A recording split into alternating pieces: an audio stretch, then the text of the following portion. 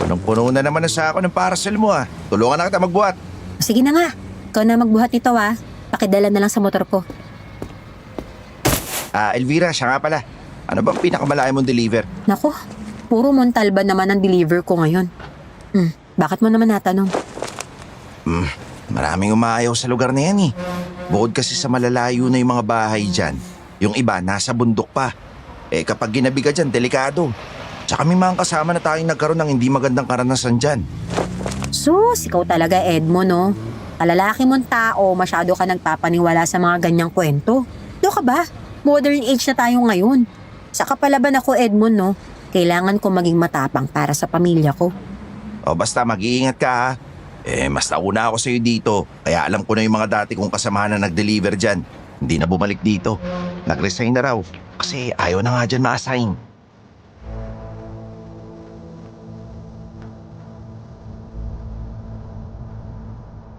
Kung mayroon akong karanasan na gustong kalimutan, yun ay ang naging karanasan ko ilang taon pa lang ang nakakaraan, Sir Jupiter.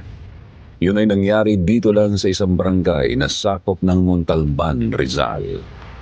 Siya nga pala tawagin mo na lang ako sa pangalang Elvira, isang Shopee rider. Kagaya ng alam nating lahat, kami mga rider ay kung saan-saan nakakarating. Depende sa parcel na aming i-deliver. Kahit saang lugar pa yan, ihahatid namin kahit abutin pa kami ng dilim. Kaya sa ating mga listeners, kung gusto niyong malaman ang kwento ko, samahan niyo ako hanggang dulo.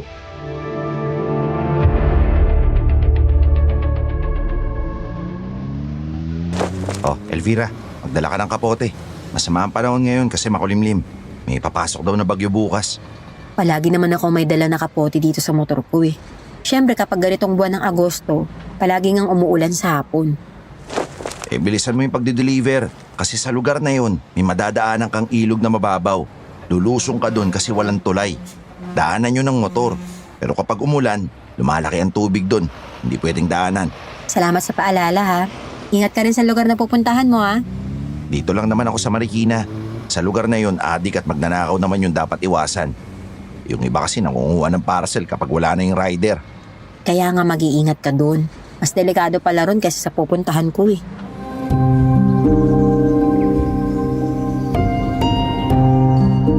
Nang maghiwalay kami ni Edmond ay lumiko na siya papuntang Marikina at ako naman ay tuloy-tuloy kong binagtas ang daan papuntang Montalban. Hanggang sa makarating nga ako sa ilog na sinasabi ni Edmond. Isa pala yung malapad na kalsada na dumaan sa ibabaw niyon ang tubig ng ilog. Hanggang tuhod lang ang lalim niyon kaya lang makita ko ang ibang motorista na kakatawid naman gamit ang kanilang motor, sumunod na rin ako. Matapos akong makatawid sa ilog ay tuloy-tuloy ko nang binagtas ang kalsadang nakita ko hanggang sa makarating ako sa unang bahay na dadalhan ko ng parcel. Pero kaagad kong napansin na sa lugar na yon, magkakalayo ang mga bahay. Puro puno pa rin ang mga paligid.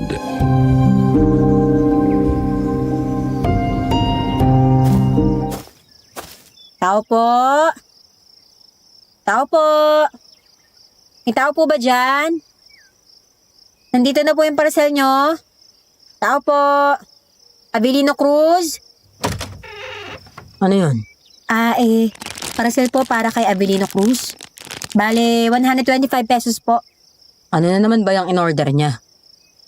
Hindi ko po alam kung ano laman ng parcel na to Taga-deliver lang po ako. Hindi naman po namin yung pwedeng buksan. Sige, sandali lang Kukuha ako ng pera sa loob ng bahay. Sige po. Hintayin ko po kayo dito.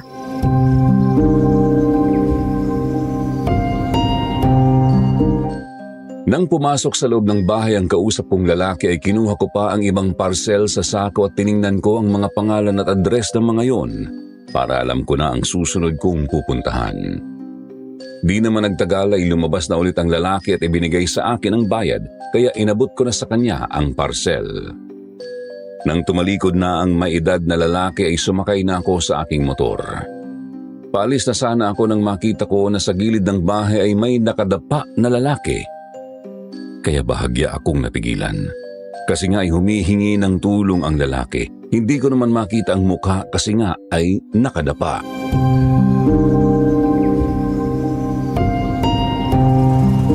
Oh, ano bang ginagawa mo rito? Ano bang tinitingnan mo dyan? Yun pong matandang lalaki. Ayun siya sa gilid ng bahay. Nakahiga po sa lupa eh. Parang humihingi siya ng tulong. Nako, abayaan mo na yan, balasubas sa kapatid ko. Lasing lang yan. Kaya dyan na lang natumba. Di ko tinutulungan para madala. Di na yan uulit. Nako, ganun po ba? Grabe naman pala kung uminom niyang si Manong. Hindi na nagtira ng lakas para makapasok man lang sa bahay at doon na lang sana natulog. Kaya nga umalis ka na at pabayaan mo na siya. Mamaya pag nabawasan ng kalasingan niya, makakapasok din niya sa loob ng bahay. Sige po. Palagay ko naman po sa susunod, hindi na iinom na sobra lang si Manong. Palagi ka ba naghahatid ng parcel dito? Naku, hindi po. Ngayon pa lang ang unang pagkakataon na nag-deliver ako dito. Medyo malayo nga po pero ayos lang. Trabaho ko po ito eh. Ganun ba? Ibig sabihin, hindi ka taga rito? Hindi po eh. Kaya medyo nahirapan ako hanapin yung mga taong may order sa akin. Ito po bang kalsada na to ay paakyatan ng bundok? Oo, kapag diniretso mo yan paakyat, dadaanan mo yung sementeryo ng Makabud. Tapos kapag kumanan ka, likaw-likaw paradise na. Bulacan na pala kapag kumanan. Kapag dumiretso naman ako, saka po ba yun ng San Jose? Makabud pa rin ang nakakasakop doon.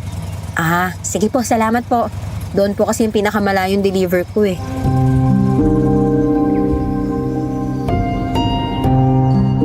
Nang makaalis na ako sa tapat ng bahay na yon ay muli akong dumaan sa lubak-lubak na daanan.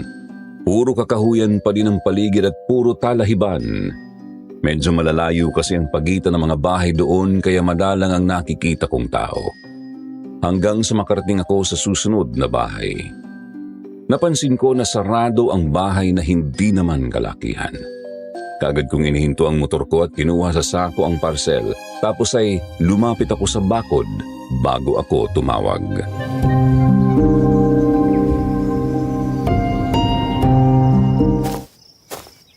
Magandang araw po! May parcel po kayo! Ay, mapapakos ako kakasigaw nito eh. Bakit pa kasi lahat ng bahay dito nakasarado? Tao po! May tao po ba riyan? Wala nang tao dyan. Ay, ganun po ba? Kasi meron po siyang parcel eh. Ay, nasa na po ba yung tao dyan? Patay na. Patay na? Ilang araw pa lang po mula nung in-order niya tong parcel niya. Kahapon lang siya namatay. Sabi nila natuklaw ng ahas kaya may kagat sa leeg. Inuwa na siya ng mga kamag-anak niya na taga Quezon City. Doon na lang daw ibuburol kasi mahirap ang transportasyon dito sa lugar namin. Oo nga po eh. Bukod sa lubak-lubak po yung kalsada, mataas pa po tong lugar na to. Montalban nito, miss. Talagang bulubundukin ang karamihan sa lugar dito. Yung iba nga ng mga bahay, nandun pa sa ibabaw ng bundok. Oo nga po. Sige po, aalis na po ako. Huwag ka magpapaabot ng dilim dito, ha? Mahirap ang daan pababa. Wala ring mga ilaw sa poste kaya mag-iingat ka. Sige po, salamat po sa paalala. Sa palagay ko naman po matatapos ko na ma-deliver ang mga to bago sumapit ang dilim.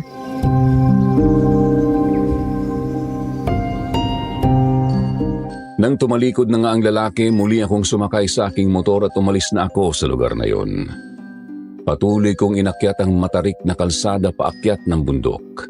Galit na galit ang makina ng aking motor dahil talagang matarik yun mula sa barangay San Jose paakyat sa barangay Makabud.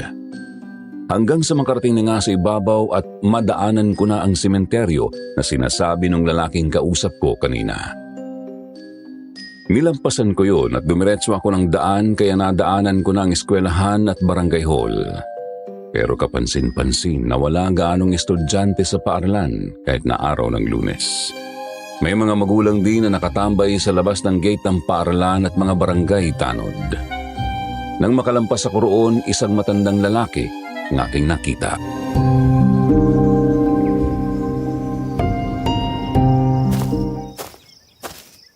Manong, pwede po bang magtanong? Parang naliligaw na yata ako eh. Saan po ba yung address na to? Bakit, Ining? Hindi ka ba taga rito? Hindi nga po, Manong eh. Kaya nga po ako nagtatanong sa inyo. Oo nga naman pala. Nakita mo na yung daan na yan. Diretsuin mo lang yan. Pagdating sa dulo, lumiko ka sa kanan. makikita mo yung isang bahay doon na maraming nakapaligid na puno. Doon na yan. Naku, Manong, maraming salamat po ah. Sige na, puntahan mo na at nang maibigay mo na yan. Dalihan mo, baka hindi mo na maabutan. Palagi pa naman yan umaakit sa bundok at nag-uuling.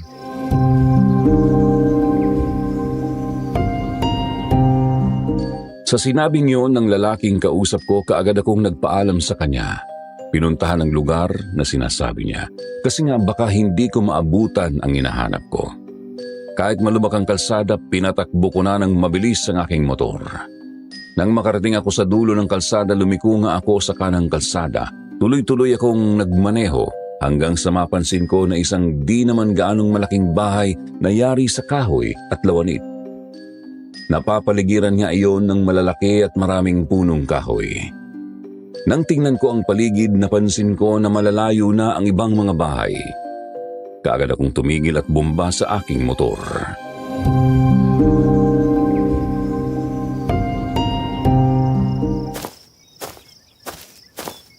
Tao po! Parcel delivery po!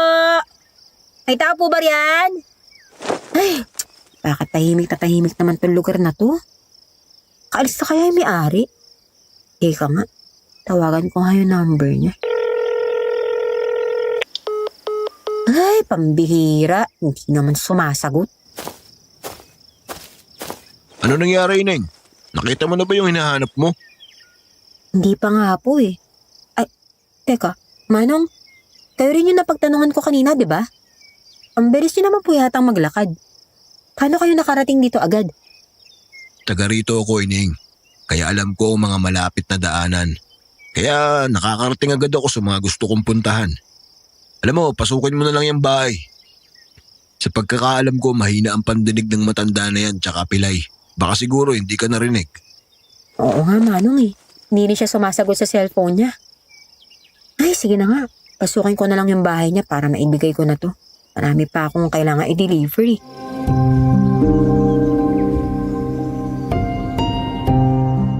Marahan akong pumasok sa bakuran. Lumapit ako sa bahay. Nakabukas naman ang bintana niyon kaya kaagad akong sumilip. Wala akong nakitang tao sa loob ng bahay. Nang umikot ako sa kabilang bahagi ay nakabukas din ang pintuan kaya sumilip din ako doon habang hinahanap sa paligid ang nakatira doon. Panay din ang pagtawag ko sa pangalan ni Mang Victor. Walang sumasagot. Aalis na sana ako nang harangin ako ng lalaking kausap ko. Siya pala, si Mang Victor. Kaagad niya akong hinawakan sa kamay at hinatak sa loob ng bahay niya. Sinuntok niya ako sa sikmura kaya paluhod akong bumagsak. Gulat na gulat ako sa mabilis na mga pangyayari.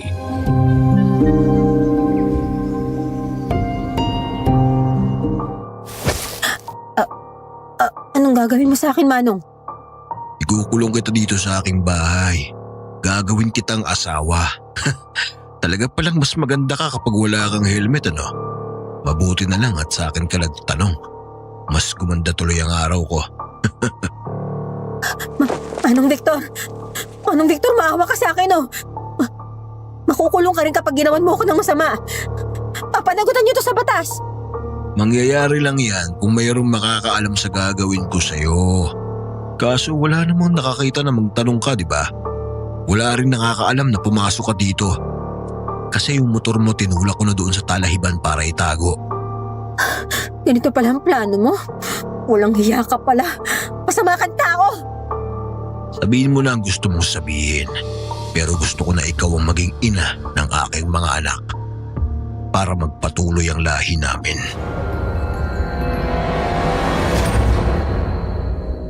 Nang lapitan ako ni Mang Victor, kaagad niya akong hinawakan sa aking mga kamay at gusto niya akong pagsamantalahan. Pero lumaban ako. Pilit kong itinulak ang kanyang mukha para hindi niya ako mahalikan. Kaya sa inis niya ay muli niya akong sinuntok sa sikmura. Muli akong bumagsak. Halos hindi ako makahinga nang maramdaman ko ang lakas ng suntok niya. Nanlalambot na ako. Naramdaman ko na lang na binuhat niya ako at dinala sa ibabaw ng papag. Inihiga niya ako doon at kinubabaw. Hinimas niya ang aking buhok para alisin ang nakatakip sa aking mukha.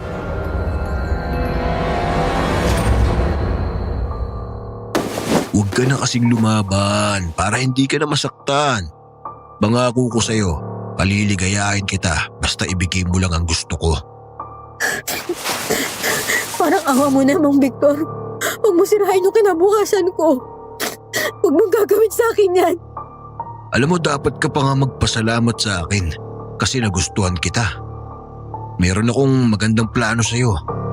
Kasi kung hindi kita gusto, kanina pa kita pinatay. Tapos ay iiwanan kita dito hanggang sa mabulok na lang yung bangkay mo. Kung susunod ba ako sa gusto mo, hindi mo na ako sasaktan? Hindi mo na ako papatayin?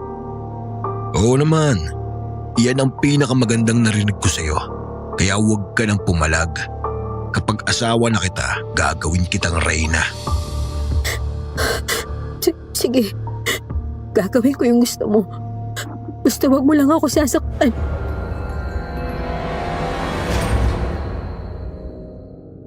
Nakita ko ang kasiyahan sa mukha ni Mang Victor nang marinig ang sinabi ko.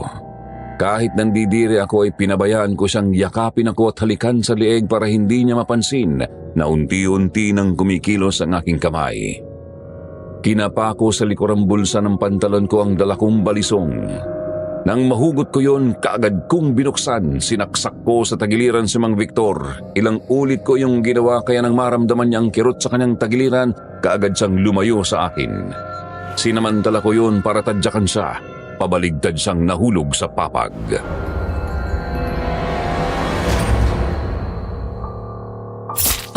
May patalim ka pala. Niloko mo ko. Yan ang dapat sa'yo, walang iya ka. Pagsisisihan mo ang ginawa mong ito. Papatayin kita. Ikaw ang mamamatay ngayon. Hangal, kahit na ganito ang kalagayan ko, hindi mo pa rin ako makakayang patayin. Hayop ka talaga. Dapat ka talagang mamatay, walang iya ka. Muli nga akong sinug ni Mang Victor kahit may 4 na sugat na siya sa tagiliran. Galit na galit siya nang sakalin ako at makipag-agawan sa balisong na hawak ko. Pero desperado akong makalabas ng bahay niya at mabuhay kaya tinuhod ko siya sa kanyang harapan. Namilipit siya sa sakit kaya paluhod siyang bumagsak sa harapan ko. Itinulak ko siya kaya nabitawan niya ang kamay ko na may hawak na patalim. Tumakbo ako palabas ng bahay. Isinara ko ang pintuan at nilagyan ko ng tali para hindi siya makalabas. Nang silipin ko siya sa bintana, nalaman kong wala na siya doon, kaya muli akong kinabahan. Umiiyak akong tumakbo palabas ng bakuran niya, pero nagulat ako nang makitang naroon na siya sa gate kaya tumakbo ako patungo sa likuran ng bahay. Malawak na kakahuyan pala yun.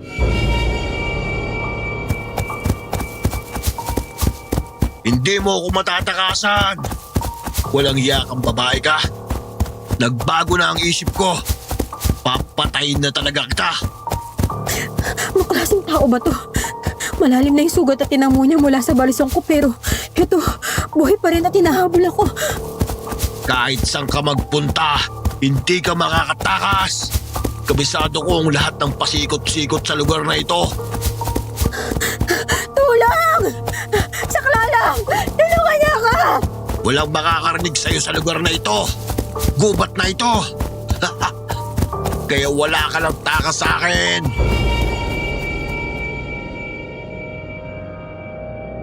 Nang maabutan ako ni Mang Victor, muli kaming nagpambuno. Nagpagulong-gulong kami sa lupa habang nag-aagawan sa hawak kong balisong. Ramdam ko na talagang malakas pa rin siya kahit sugatan na. Kita ko ang nanlilisik niyang mga mata at kagustuhang patayin ako kaya kinalmot ko siya sa mukha. Gamit ang daliri ko, sinundot ko ang mga mata niya kaya nabitawan niya ang mga kamay ko na may hawak na patalim. Iwinasiwas ko yung balisong ko.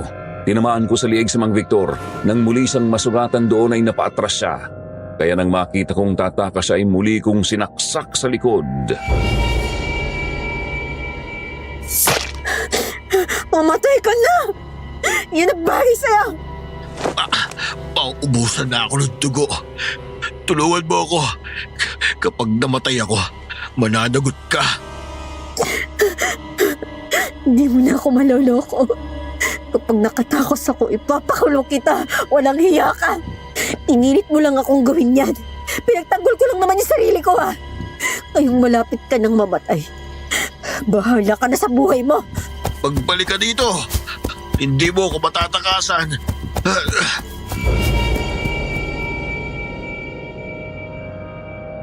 Tuloy-tuloy akong tumakbo sa kakahuyan para matakasan ko si Mang Victor hanggang sa makarating ako sa bangin.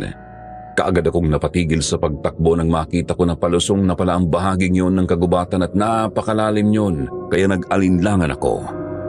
Pero nang makita ko na paparating na si Mang Victor, napilitan na akong lumusong sa bahaging iyon ng gubat. Sa pagmamadali ko ay napatid ako sa isang ugat ng puno na nakaangat, kaya nadapa ako at nagpagulong-gulong pababa ng bundok. Habang nahuhulog ako pababa ay nilagay ko sa aking ulo ang dalawa kong kamay para protektahan sa anumang matigas na bagay na tatama doon. Hanggang sa makarating ako sa pinakaibaba. Noon ko nakita ang isang lalaking may pasan na mga tuyong kahoy.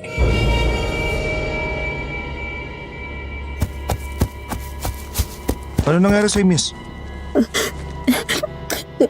Tulungan mo ko. May gusto pumatay sa akin. Aray. Napilayan na yata ako. Hindi ako makatayo.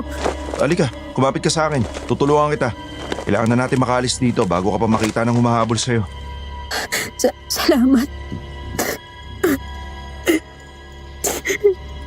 Napatay ko yata siya. Pero maniwala ka sa akin. Hindi ako masamang tao. Pinagtanggol ko lang naman yung sarili ko eh. Nakapatay ka?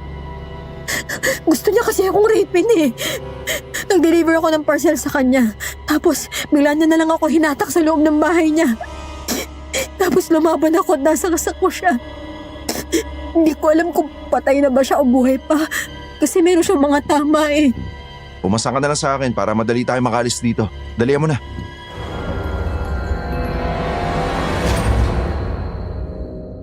Sumang-ayon naman ako sa sinabi niya, kaya kahit nag-aalinlangan ako ay pumasan na rin ako sa kanya.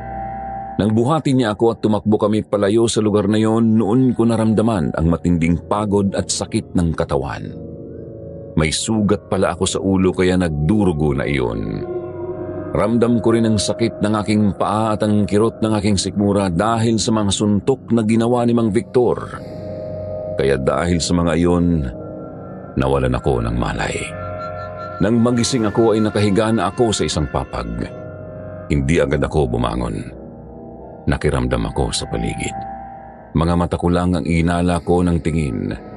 Malamlamang liwanag na nagmumula sa gaserang digaas. Kinabahan ako dahil sobrang tahimik ng paligid.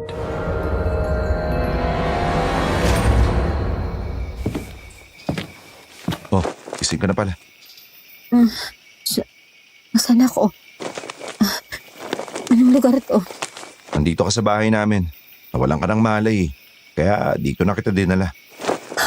Aalis na ako. Salamat sa tulong na ginawa mo sa akin. Gabi na. Hindi ka na pwedeng umalis ngayon. Tsaka hindi ka pa malakas, no?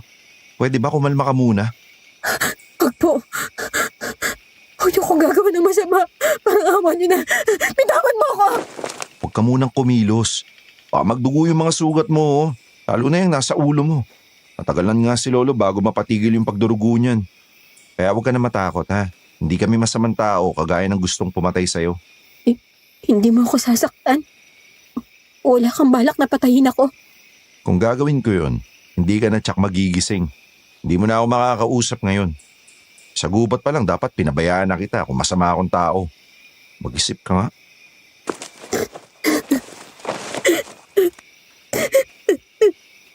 Nakapatay ako ng tao.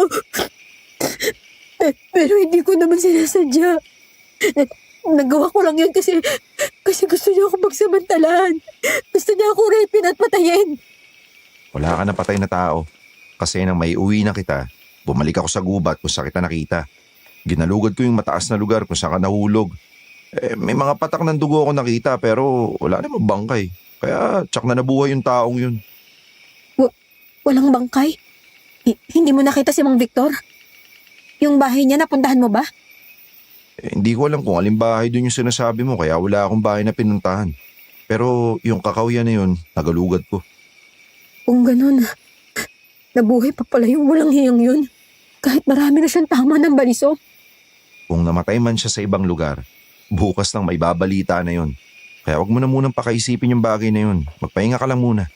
Ngayon kung magkaroon ka ng kaso, edi ako titistigo sa nangyari. Salamat naman kung ganun. Ako nga pala si Elvira. Isa akong Shopee rider. Ako naman si Jerome. Sundalo ako na pansamantalang tumira dito. Iba na yung suot kong damit. Teka, ikaw ba yung nanghubad sa akin at nagpalit ng damit? Aba, hindi ako no. Yung kapatid kong babae. Si Myra yung nagpalit ng damit mo.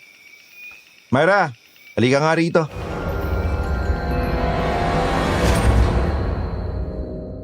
Nakita ko ang matamis na ngiti ng lalaking kausap ko kaya medyo nabawasan ang pangamba ko. Lalo na nang pumasok ang kapatid niyang babae at kinausap ako. Saka ko lang napansin na may malapad na kahoy na nakatali sa aking kanang paa at sa ulo ko naman ay may benda. Naramdaman ko na ang kirot ng aking mga sugat. Inalayan naman ako ni Myra nang magpilit akong bumangon. Noon naman pumasok ang matandang gumamot sa mga sugat ko.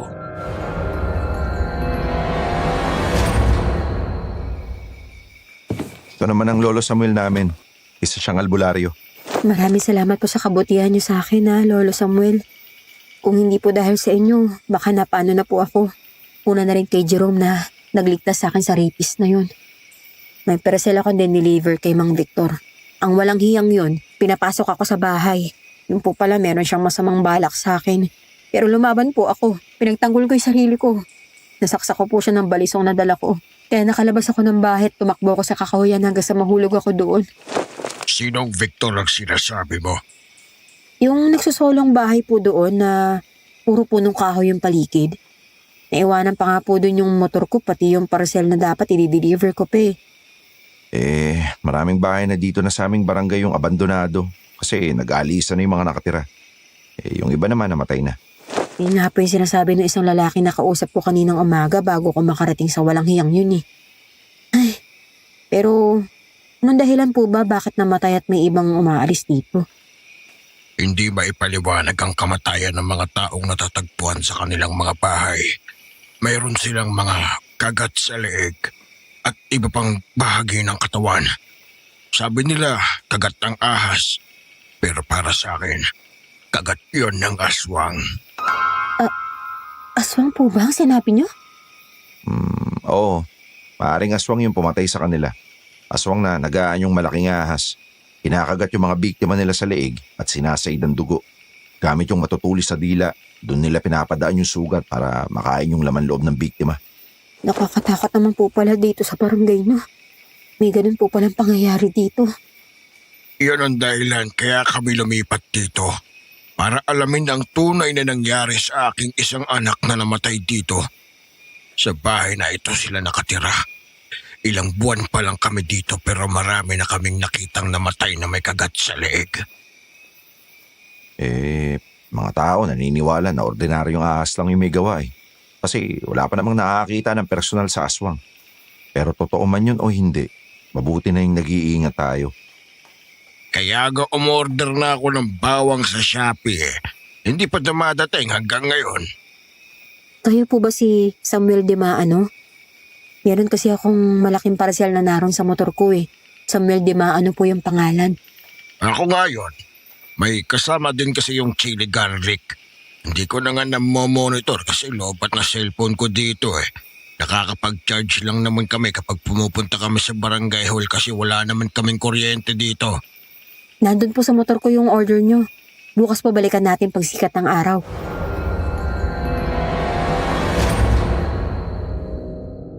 Sumang-ayon naman sina Jerome. Nang gabing yun, nagluto ng tinolang manok si Myra tapos ay binuhat naman ako ni Jerome papunta sa lamesang nasa kusina. Ibinaba sa upo ang kahoy na naroon. Tapos ay sabay-sabay na kaming kumain. Pero hindi pa kami nakakatapos kumain biglang tumayo si Lolo Samuel. Paano nga ay biglang gumuhit ang malalakas na kulog at kidlat sa dilim ng kalangitan. Napatayo na rin si Jerome.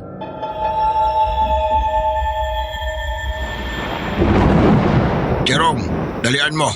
Mukhang babagsak ang malakas na ulan. Isilog natin ang mga panggatong. Mukhang bubuhos ang malakas na ulan Kapag nabasa yung mga kahoy, mahihirapan na tayo magluto. Sige po, Lolo Samuel. Tulungan ko po kayong ipasok yung mga kahoy na yan. Elvira, tuloy nyo na yung pagkain ha.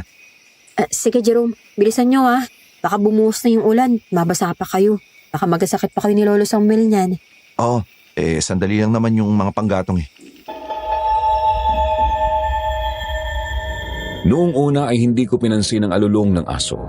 Inakala ko kasi na mayroon silang alaga na aso at natatakot lang yun sa malalakas na kulog at kidlat. Pero nang paulit-ulit nang umalulong ang aso ay tinanong ko na si Myra kung talaga bang umaalulong ang aso nila. Nalaman ko na wala naman pala silang alaga na aso at nasanay na raw sila na kapag ganoong sumapit na ang dilim, maraming aso ang umaalulong sa kanilang lugar. Kaya parang kinilabutan ako. Nagpilit akong tumayo at pumunta sa pintuan para tanawin sina Jerome at Lolo Samuel habang nagsisilong ng kahoy sa isang maliit na kubo. Nang humaginit na muli ang kidlat ay nagliwanag ang paligid. Noon ako may naaninag na nakatayo sa tabi ng isang puno.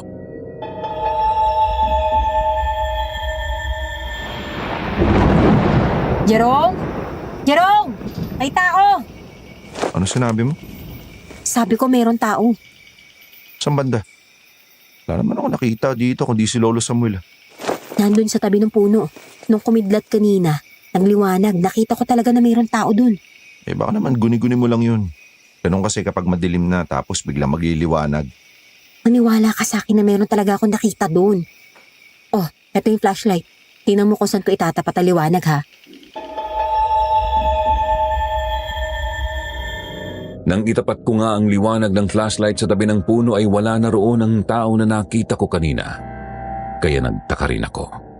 Nang muling kumidlat ay nakita ko na nasa likuran naman siya ng kamada ng mga tuyong kahoy.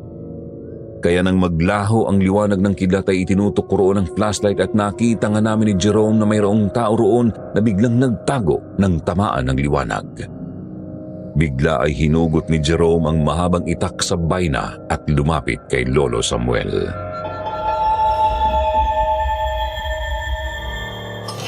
Lolo Samuel, lumayo kayo sa kamada ng mga kahoy. Abay, lintik na bata ito. Nagmamadali nga tayong ipasok ang mga tuyong kahoy sa kubo tapos papalayuin mo ako dito. May nakita kaming tao na nasa likuran niyan. Lumayo kayo dyan. Maniwala ka kay Jerome, Lolo Samuel. Meron nga talagang tao na nagtago sa likuran ng kamada ng kahoy. Lumayo na kayo dyan. Nako, kayo talagang mga bata kayo. Ang lalakas ng mga imahinasyon ninyo. Tingnan nga natin kung meron nga.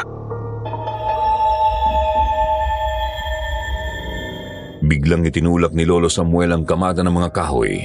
Nang maguho iyon ay lumantad ang isang kakaibang nilalang. May katawan iyon na kagaya ng korte ng katawan ng tao pero mahahaba ang mga kamay na mayroong matutulis na kuko.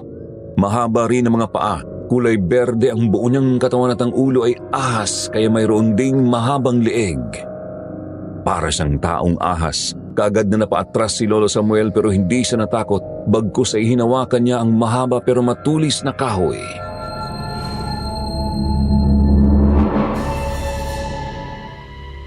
Kung ganun ay tama nga ang hinala ko. May aswang nga na gumagala dito. Ikaw ang pumapatay sa mga taga rito. Ngayong nakita niyo na kami, tatapusin namin ngayon lahat para manatiling lihim ang tungkol sa amin. Kapag natagpuan nila ang bangkay niyo, iisipin nilang kinagat lang kayo ng mga ahas. Kagaya ng ginawa ninyo sa ibang mga taga rito. Pues huwag nyo kaming ipares sa kanila. Hindi kami natatakot sa inyo dahil ang totoo ay kayo ang sinadya namin dito. Tama si Lolo Manuel. Hinahanap talaga namin kayo. Tsak na kayo ang pumatay sa mga mahal namin sa buhay na dito nakatira. Mga hambog kayo. Tingnan natin kung hanggang saan ang tapang mo. Mga kasama, kumilos na kayo. Patayin ninyo ang mga hangal na ito. Jerome, umanda ka. Mukhang kakaiba ang mga aswang na ito. Tama ka Lolo Samuel. Pero tatablan pa rin yan ng bala ng baril.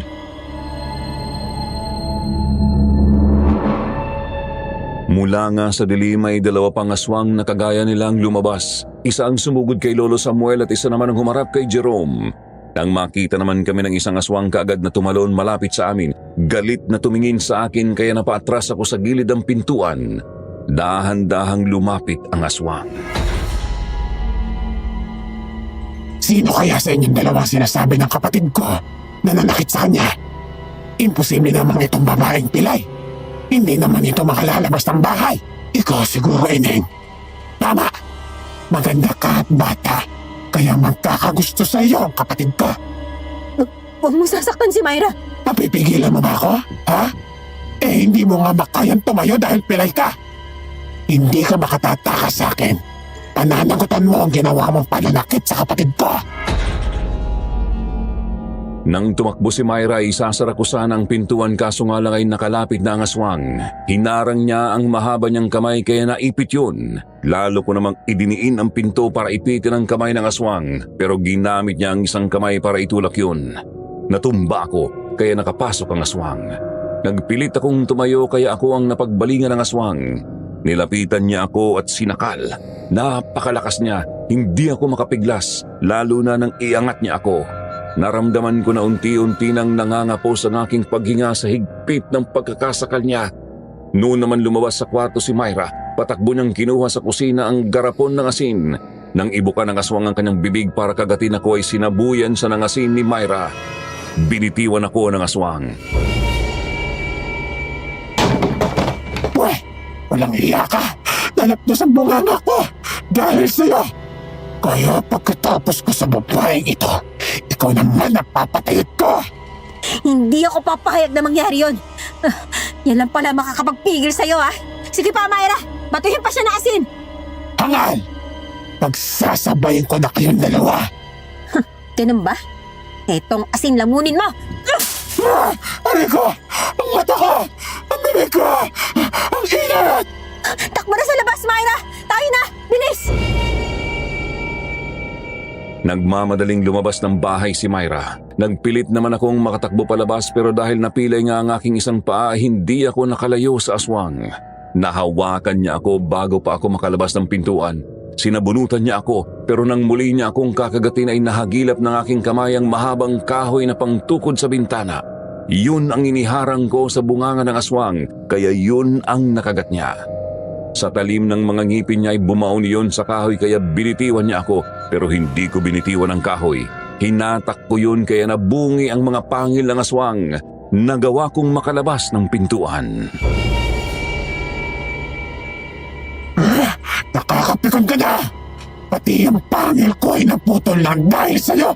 Hangal ka! Jerome! Tulungan mo ako! Sinasalakay ako ng mga aswang! Elvira, nandiyan na ako! Pilitin mong lumayo sa kanya! Ako lang bahala sa kanya, Jerome. Tapusin mo ang aswang na yan. Putulan mo ng mga paa kagaya ng ginawa ko sa kanyang kasama. Walang iya ka talaga, Tandang Samuel. Hindi kita mapapatawad sa ginawa mo sa pamangkin ko. Kawawa ka naman. Naplos na nga ang bibig mo, nabungi ka pa. Ano nang gagamitin mong panglaban ngayon? Huwag mo akong maliitin dahil meron pa akong matatalas na kuko para tapusin ka. May mga dumating pang beste. Tulong! Tulungan niyo kami! Nandito na ang mga aswang! Ayun ang mga aswang! Tulungan natin si Namang Samuel! Hindi pa tayo tapos, Samuel. Magkikita tayong muli. Hindi kami titigil hanggat hindi kami nakagaganti sa inyo. Mga kasama, tumatakas ang aswang. Habulin nyo!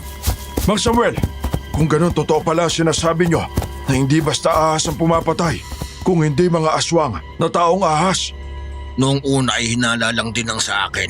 Pero ngayon ay natiyak kong totoo na nga pala sila. Pansin ko lang na lumalabas sila at nang bibiktima kapag malapit ng umulan. Kapag malakas ang kulog at kidlat. Ginagawa nila yon para kahit sumigaw ang biktima, wala makakarinig dahil tunog ng kulog at kidlat ang mangingibabaw. Tama nga kayo. Kailangan malaman ito ng lahat ng mga kabarangay natin para makapag-ingat din sila. Kailangan ding malaman kung sino ang mga aswang dito sa lugar natin. Yung isang aswang, lapdos na yung bunganga at nalagis na yung mga ngipin. Kaya madali siya makikilala kapag nakabalik na siya sa pagiging normal na tao. Tino, bukas ikutin natin ang buong lugar para makita natin ang mga walang hiya na yon. O sige, aalis na kami. Pasensya ka na ha, dahil sa amin nadamay ka pa. Di ka nga mamamatay sa kamay ng rapist. Mamamatay ka naman pala sa pangil ng aswang. Salamat, Jerome, ha? Hanggang ngayon ay buhay pa rin ako. Nakakatakot pala dito sa lugar niyo.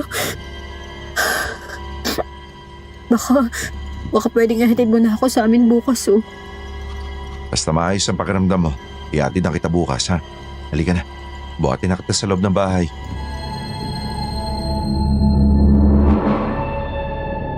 Binuhat nga ako ni Jerome papasok sa loob ng bahay.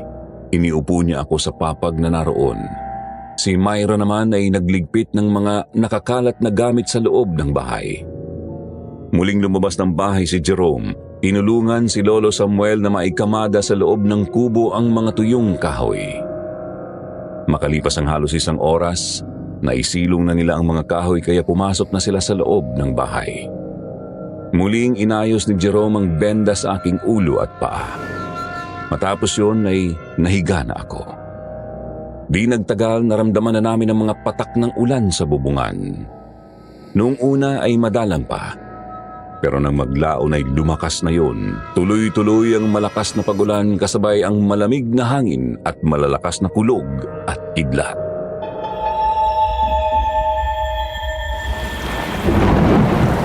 Oh, ba't di ka pa natutulog? Tatakot ka pa ba?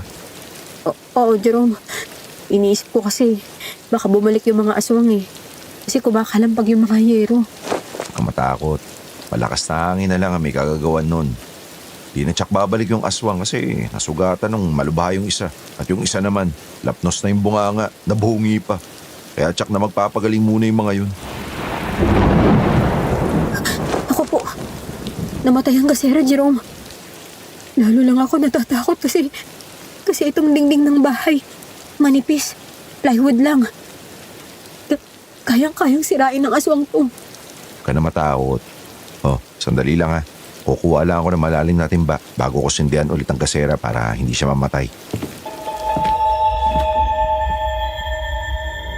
Isang timbanga na walang laman ang kinuha ni Jerome. Inilagay niya sa loob ng kwarto tapos ay sinindihan niya ang gaserang dikaas. Inilagay niya iyon sa loob ng timba. Kaya kahit anong lakas ng hangin na pumapasok sa mga butas ng bahay, hindi na namatay ang ningas ng gasera. Tapos ay muling naupo si Jerome sa gilid ng papag ko. Tiningnan niya ako ng matagal. Kasabay ang matamis ng ngiti. Kaya parang bigla, kinabahan ako.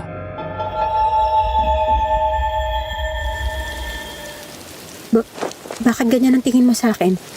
Mas maganda ka pala kapag natatakot. Kaya naman pala nagka-interest sa'yo yung Victor na yun.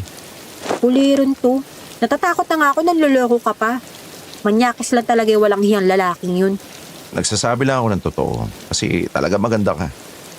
O sige na, matulog ka na. Babantayan kita. Hindi na ako alis rito. Talaga? Babantayan mo ako? Oo naman. Kaya ipanatag mo na yung loob mo ha. Malakas ang ulan kaya hindi na babalik yung mga yon. Malamig sa labas. Sisipunin yung mga aswang.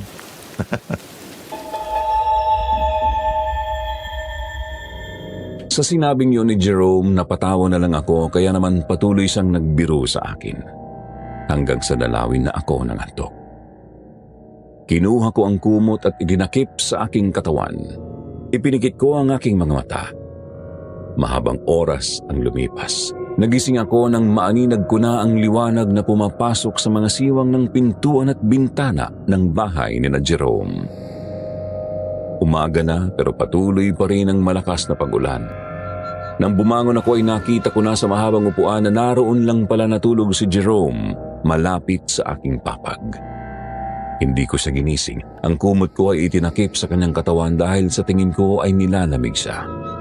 Pero nagising siya nang dumampi ang kumot sa kanya.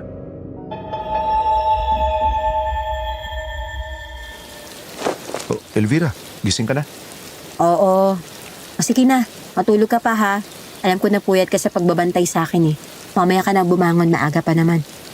Hindi na ako nakatulog kapag nagising na. Naalala ko nga pala. Saan ba naiwanan yung motor mo?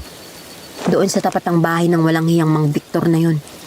Sabi niya, itinago niya sa talahiban para walang makakita. Umulan magdamag hanggang ngayon eh. Tsak basang-basa yung lahat ng mga parcel mo.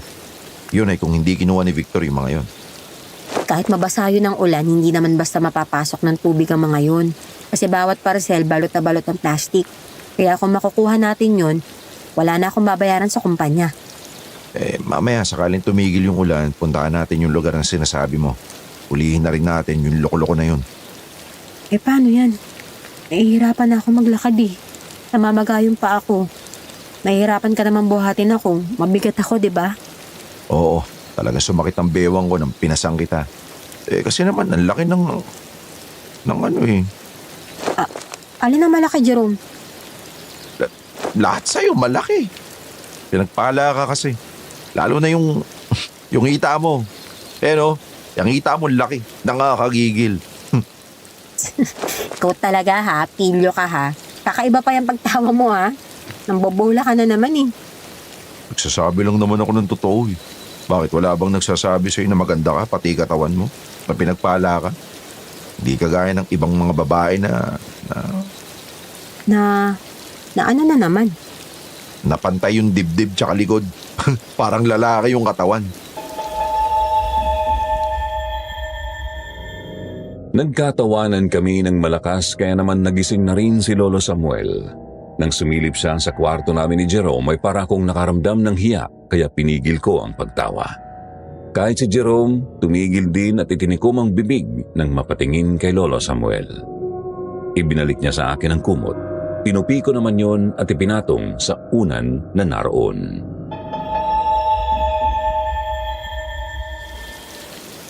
Pasensya na po kayo, Lolo Samuel ah. Iingay kami ni Jerome.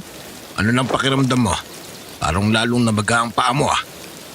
Oo nga po, Lolo Samuel eh. Sobrang sakit po ngayon. Hindi ko na po maiapak.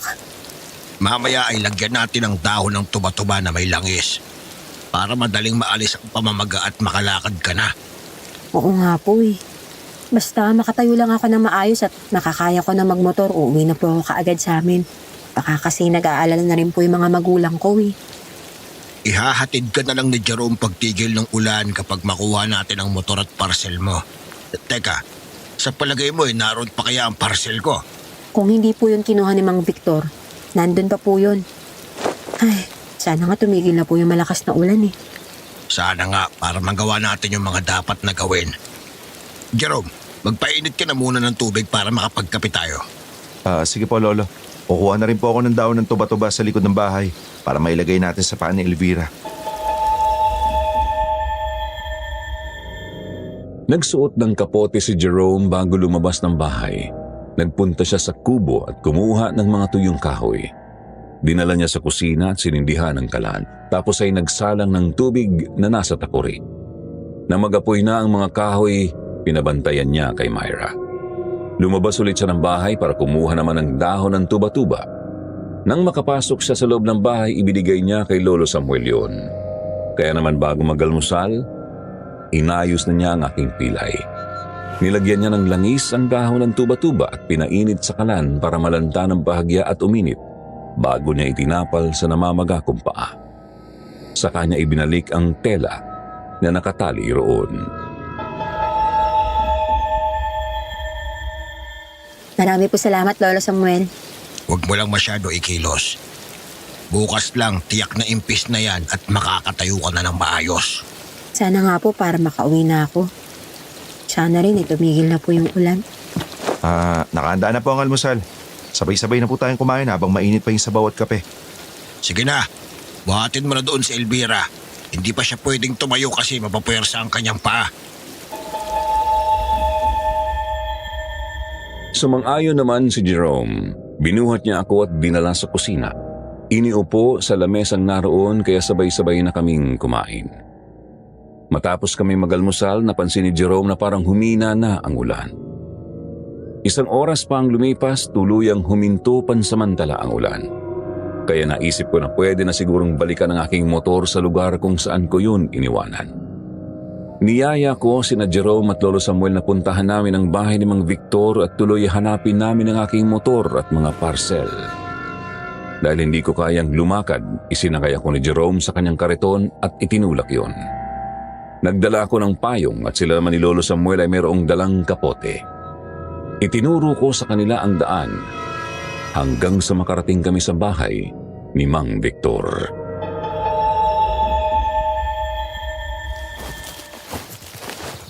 Yan po yung bahay ng walang hiyang Victor na yun. Sigurado ka bang yun ang bahay niya? Matagal nang walang nakatira sa bahay na yan ah. Ilang buwan na ang nakakaraan nang matagpuan siya na walang buhay sa loob niyan. Oo nga no. Naalala ko na. Tama si Lolo Samuel. Kagaya ng iba, may kagat din siya sa leeg na makita namin. Pero dyan niya po ako dinala eh. Subukan niyo pong pasukin sa loob. Baka nandyan pa siya. Kasi nasugatan ko siya kahapon eh, kaya po ako nakatakas. Jerome, pasukin mo ang bahay. Tignan mo kung nandyan pa yung lalaki na sinasabi ni Elvira. Pero mag-iingat ka. Maingat na pumasok sa loob ng bakuran si Jerome. Yun naman ang pagkakataong dumating si Mang Tino. Ipinaliwanag ni Lolo Samuel ang nangyari sa akin. Naalala nga ako ni Mang Tino dahil nagtanong ako sa kanya. Kaya sinundan na nila sa loob si Jerome para tulungan na hulihin si Mang Victor. Ginalugad nila ang buong bahay. Hanggang sa likuran ay tiningnan nila pero hindi na nila nakita si Mang Victor. Kaya lumabas na sila sa bakurang iyon. Sinabi ni Mang Tino sa amin na tanging ang mga tuyong patak na lang ng dugo ang nakita nila. Sinabi rin ni Mang Tino na matagal na siya sa barangay na yon pero wala siyang nakikilalang Victor.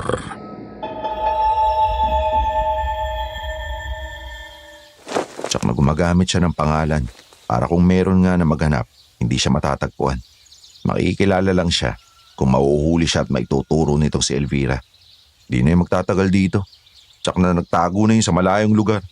Pero kung malubha yung sugat niya, baka patay na yun ngayon.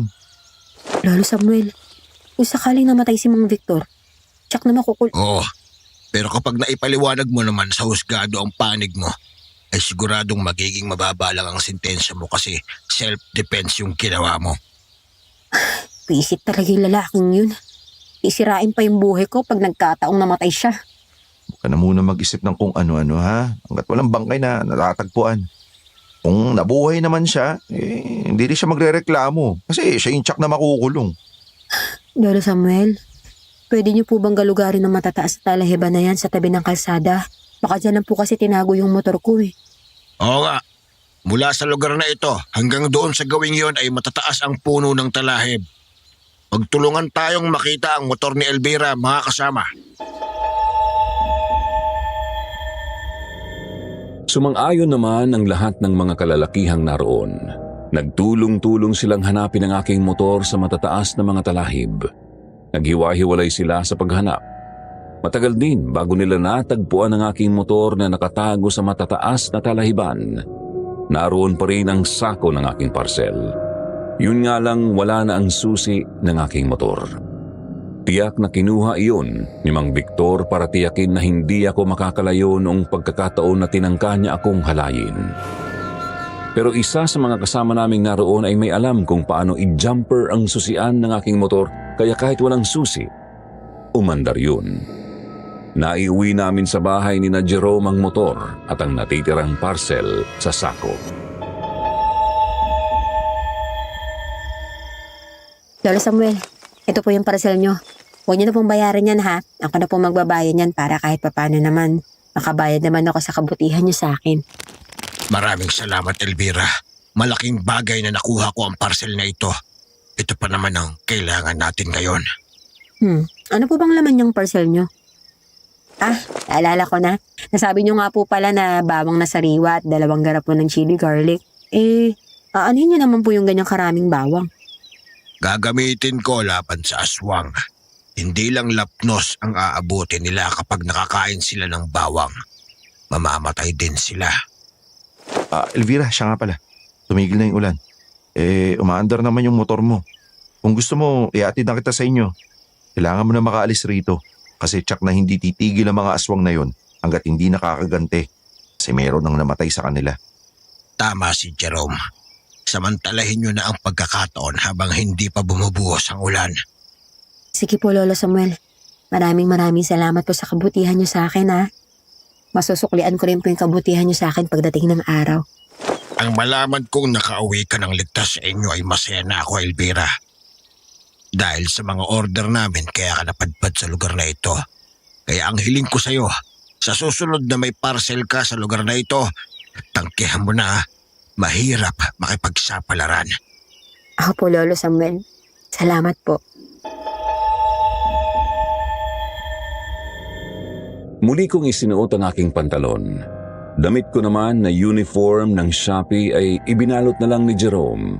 Ibinigay na niya sa akin ang damit niya na suot-suot ko. Matapos ay binuhat na niya ako palabas ng bahay. Iniangkas niya ako sa motor. Marunong pala siyang magmaneho at kabisado niya ang daan kaya madali kaming nakalabas ng baryo at nakarating sa ilog. Kaso nga lang pagdating namin doon nakita namin na maraming mga sasakyan ang naka-standby doon at hindi makatawid dahil malalim ang tubig sa ilog gawa ng magdamag na pagulan.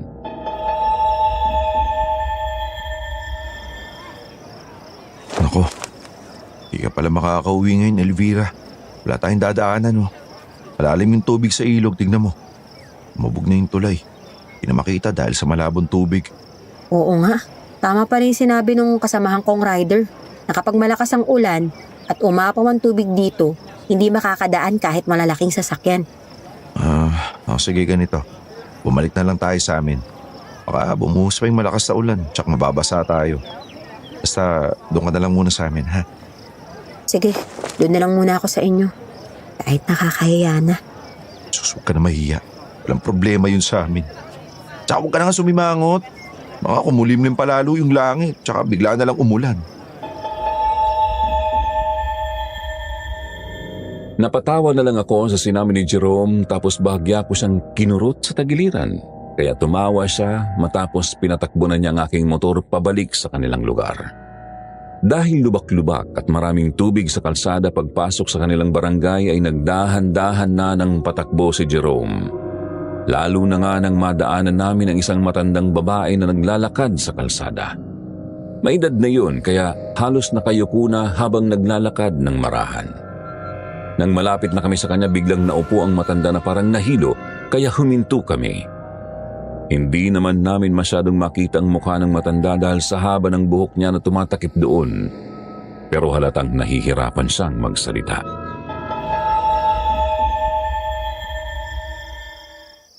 Lola, may problema po ba kayo? Wala naman, Iha. Medyo napagod lang ako sa paglalakad kaya ako ay nagpahinga lang muna pansamantala. Taga saan po ba kayo? Malayo pa po ba yung uuwian nyo? Nako hindi naman. Taga-Rial lang ako sa malapit. Gusto ko lang talagang magpahinga muna. Doon po kayo magpahinga sa gilid. Huwag po dito. Kasi mapuputikan lang po kayo kapag mayroon pong dumaang sasakyan na mapadaan niyo sa maputik na lubak na yan. Matatalsikan po kayo. Sige. Dito na lang ako sa gilid uupo.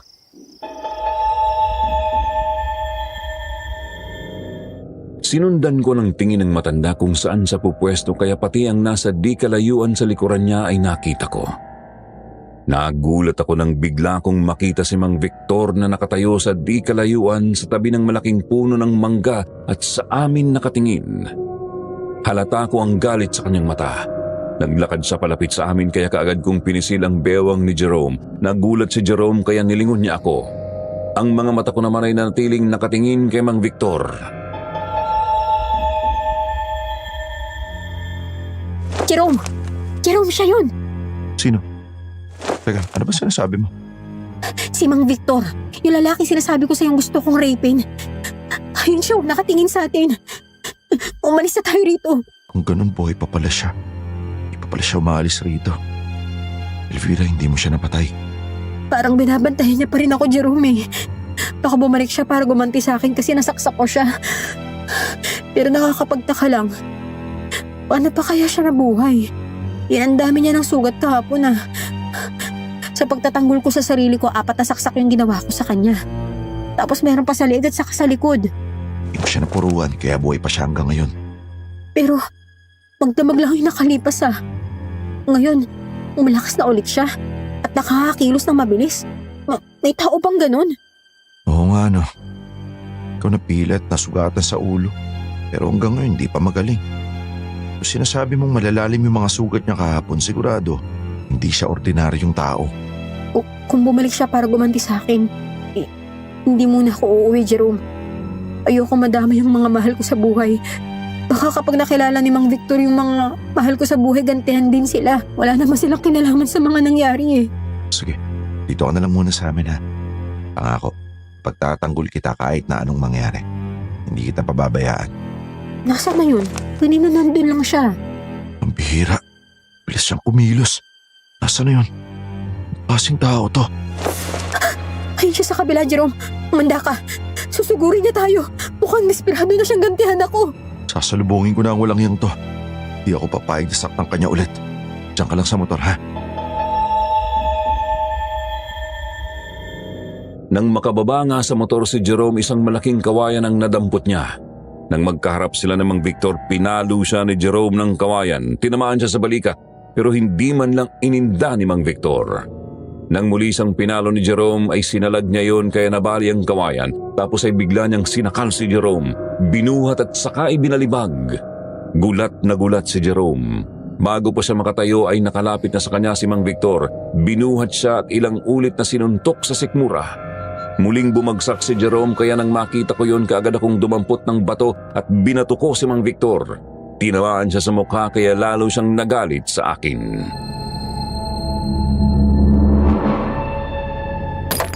Hangal ka talagang babae ka. Kaya pala ayaw mo sa akin na ito palang lalaki na itong pinagmamalaki mo. Papatayin ko kayong dalawa. Jerome, lumaban ka! Birahin mo siya sa tagiliran! Naroon yung sugat niya! Doon mo siya punteriyahin! Ganun ba? Sige. Manda ka sa akin, ulol ka.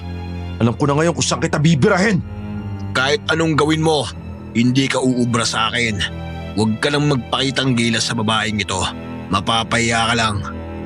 Kung ganun tignan natin kung gaano ka kakatibay. Sanay ako sa mano-manong labanan, kaya hindi ako matatakot sa'yo.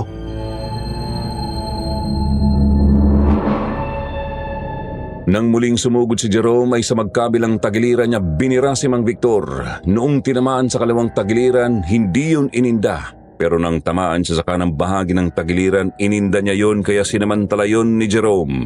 Paulit-ulit niyang sinuntok sa bahaging yun kaya di nagtagal bumagsak. Natuwa naman ako, hindi ko napansin na nakalapit na pala sa akin ang matandang babae na kanina lang ay nakaupo doon. Bigla niya akong sinabunutan at saka ang isa niyang kamay ay sinakal ako.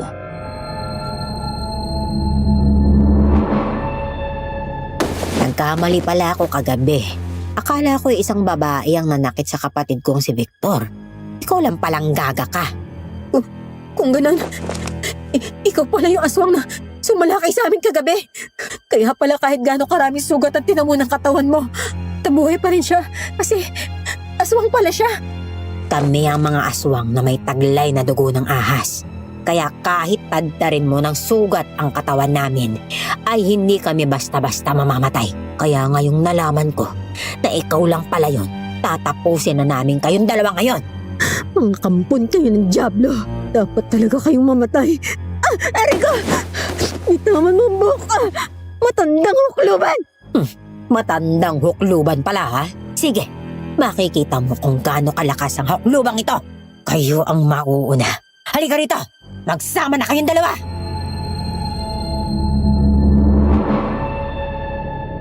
Wala akong nagawa ng hatakin ni Aling Marta ang aking buhok. Padapa akong bumagsak kaya kinaladkad niya ako papunta kina Jerome at Mang Victor. Hindi ako makalaban kasi nananaig ang sakit ng sugat ko sa ulo at pilay sa paa. Nang makalapit na kami kina Jerome ay pagapang din si Jerome na lumapit sa akin. Niyakap niya ako tapos ay binalingan niya si Mang Victor.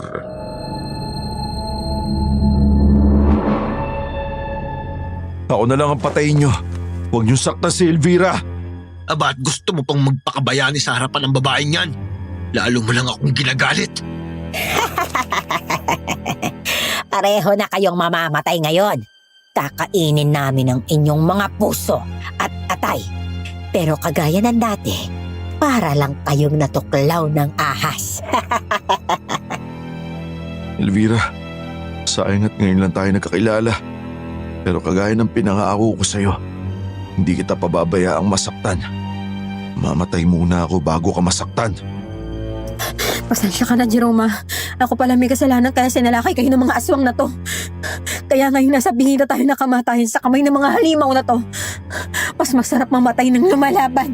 Aba, at nagyayabang ka pa ha? Victor, ito na ang pagkakataon mong gumante. Tapusin mo na ang babaitang ito. Oo, papatayin ko talaga yan. Naulan na ako ng gala sa kanya dahil sa lalaking ito na nakasama niya buong magdamag.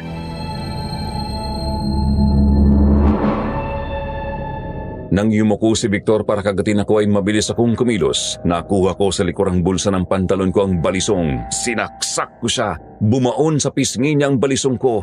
Nang maramdaman niya yun, kaagad siyang umatras kaya nawasak ang pisngi niya at lumabas ang matatalim niyang pangil.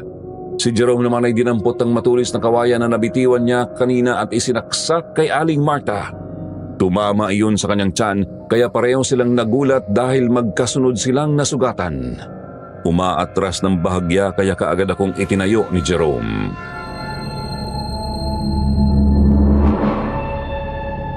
Ngayon ko lang nalaman na kayo palang mga aswang ay mahihina ang utak. Puro lang kayo tapang, wala naman kayong diskarte. Walang hiya ka talaga. Nasugatan na naman ako. Pero bali wala sa akin yan.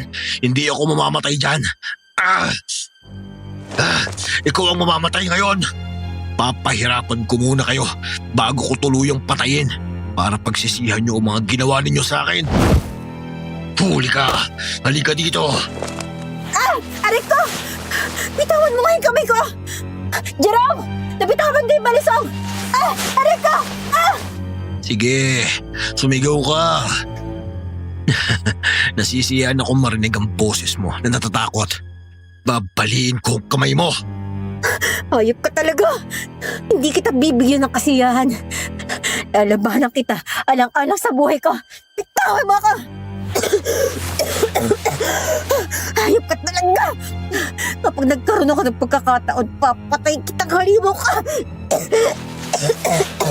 Elvira! Walang hiya kang halimaw ka.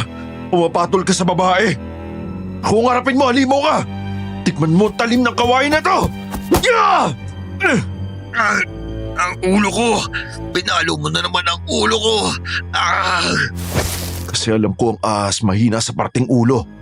Napatunayan ko na yun ngayon. Ang lakas mo, Jerome! Bumagsak na siya! Tara na! Tumakas na tayo! Hindi natin sila kayang harapin lahat! Mga hangal kayo! Talagang ginagalit nyo kami? Ngayon lang kami nahirapan sa aming mga naging biktima. Dahil handa kami lumaban para sa mga buhay. Susugal na namin ang lahat para mabuhay. Tayo na, Elvira. Hindi kayo makatatakas! Victor! Ipaubaya mo na sa akin ang lalaking yan. Tumayo ka na riyan at patayin mo na ang babaeng nanakit sa'yo. Tama ka, ate. Ikaw nang bahala sa makulit na yan. Papahirapan ko lang ang babaeng ito bago ko kainin ang laman loob. Naku naman. Tingin ko hindi talaga nila tayo hahayaang makaalis rito. Lumabang ka na hanggang makakaya mo, ha? Kung mamamatay tayo, mas mabuti na yung lumalaban. Tama ka. Kahit magmakaawa tayo at umiyak sa harap nila, hindi rin sila maaawa sa atin. Papatayin din nila tayo. Buwisit kang binata ka. Pakailamero ka talaga. Tawang uunahin ko. Nang makalapit si Aling Marta kay Jerome, magkakasunod na kalmot ang ginawa niya. Nang bumagsak si Jerome, kinubabaw siya ng aswang at pilit na kinakagat sa leeg. Nakita ko na hindi pa nakabangon si Mang Victor kaya tinulungan ko si Jerome. Kinubabaw ko rin ang aswang na mayroon ng sugat sa tiyan. Sinakal ko rin siya gamit ang aking mga braso. Nahati ang atensyon niya sa akin at kay Jerome. Tumayo siya kaya pumasan na ako sa likuran niya habang nakasakal ng aking mga braso sa kanyang leeg. Nang hawakan niya ang aking kamay, bumaon ang kanyang mga kuko kaya napasigaw ako sa sakit. Nakabitaw ako sa kanya. Bumagsak ako sa lupa. Yun naman ang pagkakataong nakabangon na si Mang Victor. Kinagat niya ako pero iniharang ko ang aking braso.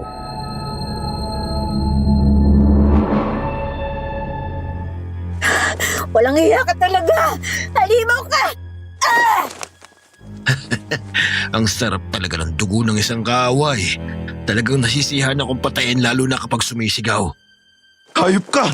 Bitiwan mo si Elvira! Huwag mo na silang pakialaman. Sabay naman kayong mamamatay. Kaya makikita rin kayo sa impyerno. Angal ka matanda! Huwag mo akong ipari sa iba. Sanay ako makipaglaro kay kamatayan. Darna! Mabuti at dumating ka! Sinong Darnang sinasabi mong hangal ka? Ha? Wala naman ah. Wala nga. Sinabi ko lang yun para lumingon ka para may pagkakataon ako makakuha ng bato na ihahampas sa mukha mo. Tikman mo to! Aray ko!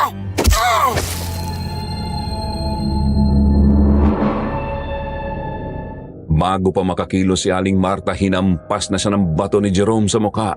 Nahilo siya at bumagsak. Kaya naman nagkaroon si Jerome ng pagkakataong makalapit sa amin. Hinampas din niya ng bato sa ulo si Mang Victor. Nang tamaan sa punong tenga si Mang Victor, nahilo din siya at bumagsak, kaya kaagad akong binuhat ni Jerome. Tumakbo na kami dahil alam niya na hindi namin makakayang patayin ang mga aswang na nagtataglay ng dugo ng ahas. Kahit tadtad na sila ng sugat sa buong katawan, patuloy silang nakakagalaw at nabubuhay kagaya ng ahas, pero mahina sila sa bandang ulo. Hindi pa kami gaanong nakakalayo, nakita ko nang nakabangon na ulit ang dalawang aswang at naabutan kami.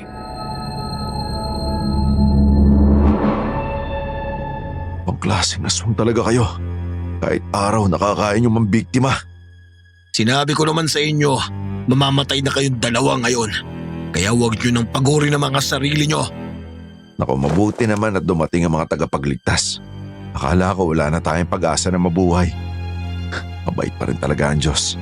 Ungas! Hindi mo na ako maloloko. Walang darna na darating para iligtas kayo. Hindi na kami lilingon para hindi na kayo magkaroon ng pagkakataong makatakas pa. Hindi ako nagbibiro. Hindi nga si Darna ang dumating. Mas marami pa kaysa kay Darna. Mang Tino, mabuti naman po at dumating kayo. Ang dalawang ito ang mga aswang na namibiktima sa mga taga rito. Sila ang mga aswang na taong ahas. Sila Tino ang dumating. Oo, ayan sila sa likuran nyo. Pwede na kayong lumingon.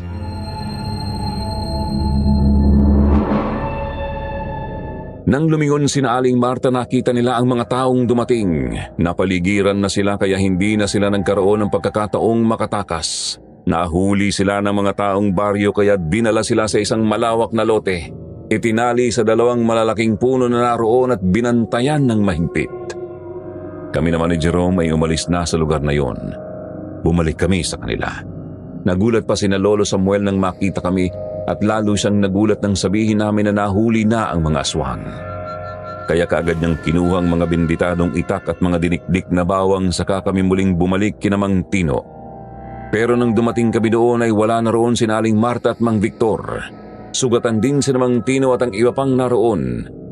Ayon sa kanila ay nag-anyong ahas si Mang Victor kaya nakahulagpos sa pagkakatali.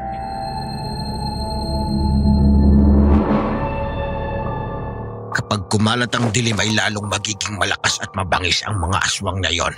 Mas lalo tayong mahihirapan na patayin sila. Lola Samuel, ngayon lang ako nakakita at nakipaglaban sa aswang na parang immortal. Napakarami na nilang naging sugat, pero patuloy silang bumabangon.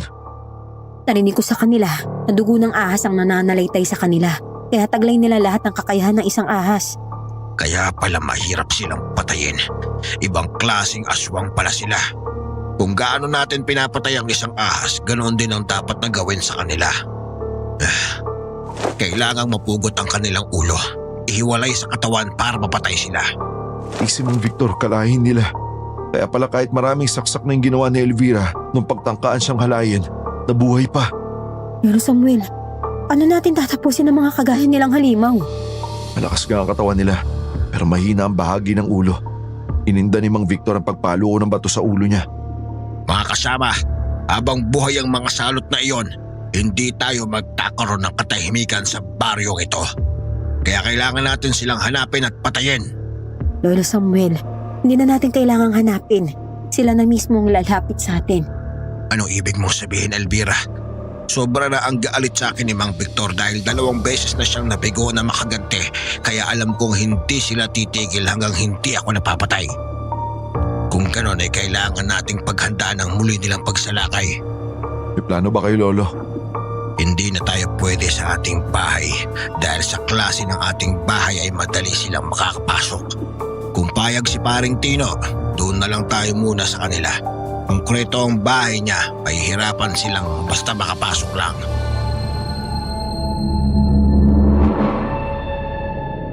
Sumang-ayon si Mang Tino sa sinabi ni Lolo Samuel, kaya pumunta na kami sa bahay ni Mang Tino.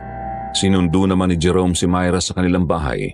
Kinuha na rin niya ang mga benditadong itak na naroon at ang mga asin at bawang na magagamit namin panlaban sa mga aswang. Kinuha na rin ni Jerome ang panggamot ni Lolo Samuel at ang kanyang kalibre 45 na baril kaya nang bumalik sa akin ng Mang Tino, kasama na niya si Myra. Kinuha ni Lolo Samuel ang langis na mayroong nakababad na bawang at dinikdik na dahon ng suha. Ang mga sugat ko ang unang nilinis ni Lolo Samuel matapos nilagyan ng langis bago tinalian ng malinis na damit.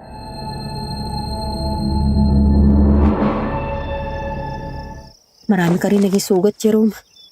Palinis mo na ang mga yan bago ma-impeksyon dahil marami yung koko ng mga aswang na yun. Ginagamot pa ni Lolo Samuel ang sugat ng Mang Tino. Salamat ha. Hanga ako sa tapang mo. Kung ibang lalaki siguro yung kasama ko nun, baka natakot na lang at iniwanan ako sa ere. Nangako ako sa iyo na kahit anong mangyari, hindi kita pababayaan, di ba? Kung sakaling matapos ang problema na to at mabubuhay pa ako, lahat gagawin ko para lang makabawi sa'yo. Elvira, gusto kita. Nagbibiro ka na naman ha. Hindi ako nagbibiro, no? Totoo ang sinabi ko. Gusto talaga kita. Pero wag mo namang isipin na sinasamantala ko yung pagkakataong ito ha. Kung hindi mo naman ako magugustuhan, ayos lang din sa akin. Hindi naman ako kagaya ni Mang Victor eh. Ngayon naniniwala na ako na seryoso ka nga. Pero gaya nga na sinabi ko kanina, kung sakaling mabubuhay pa tayo at magkakaroon pa tayo ng pagkakataong magkakilala pa ng mabuti, gagawin ko ang lahat para makabayad ako ng utang na loob sa'yo. Sige Elvira, pero ayoko naman ng ganun eh. Anong ayaw mo ng ganun? Yung magustuhan mo lang ako dahil sa utang na loob. Mas masarap yung magugustuhan mo ako dahil alam mo na, mahal mo ako. Ako din naman. Gusto ko sa lalaki yung mamahalin ako. Hindi dahil sa katawan ko. Masarap sa pakiramdam yung mahal ka talagang totoo. Kaysa nagustuhan ka lang dahil sa naakit sa magandang katawan. Oo naman. Yun naman talaga yung dapat eh. Kaya sige na. Pagamot ka na kay Lolo Samuel ha. Magdudugo yung sugat mo sa braso. Baka tuluyan pang mamagayan.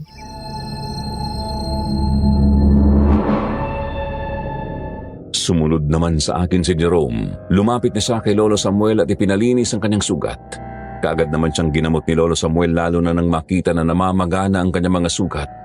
Nang buhusan yun ng langis, muling dumugo yun. Lumabas ang mga maiitim at buo-buong dugo. Ayon kay Lolo Samuel, kamandag yun ng kuko ng aswang. Kaya pala napansin ko kanina na sobrang hapdi ng mga sugat ko nang mabuhusan ng langis at bawat maiitim na dugo ang lumalabas doon ay kaagad na inaalis ni Lolo Samuel. Nang wala nang maitim na dugo na lumalabas sa mga sugat ni Jerome, tinalian na niya ng malinis na damit.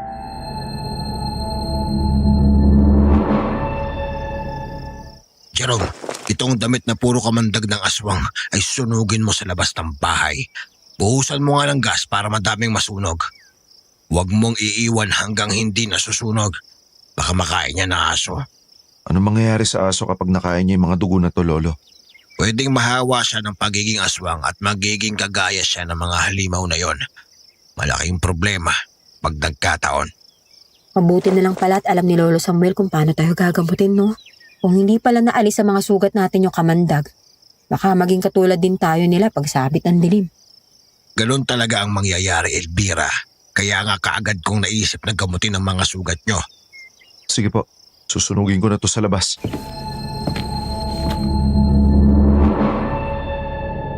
Kaagad ngang lumabas ng bahay si Jerome. May dala rin siyang gasera at posporo. Sinilip ko siya sa bintana kasi kinakabahan ako. Ewan ko pero nakadama na ako ng pag-aalala kay Jerome. Habang sinusunog niya ang damit sa labas ay tinitingnan ko naman ang paligid para sakaling mayroon akong makita na kahina-hinala ay kaagad kong masasabi sa kanya. Pero natapos na niyang sunugin ang damit at nakapasok na sa loob ng bahay ay wala naman akong naramdamang kakaiba. Pero nang muli akong sumilip sa bintana sa labas ng bahay ay mayroon akong nakita ng mga aso. Lahat nakatingin sa amin.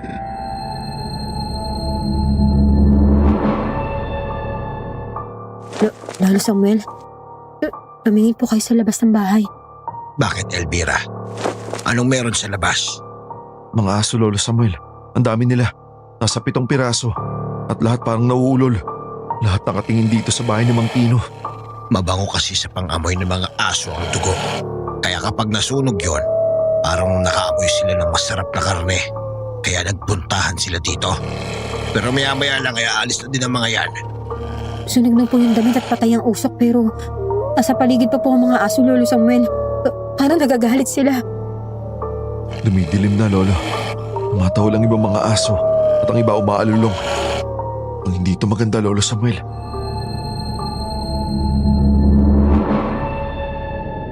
Maya-maya nga'y lalong nag-alulungan ng mga aso sa paligid ng bahay. Kasunod nyon mula sa kakahuyan ay lumabas ang 3 taong ahas, 1 babae at 2 lalaki.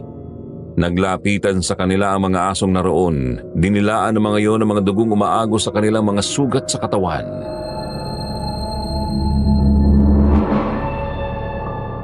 Tama nga ang hinala ko.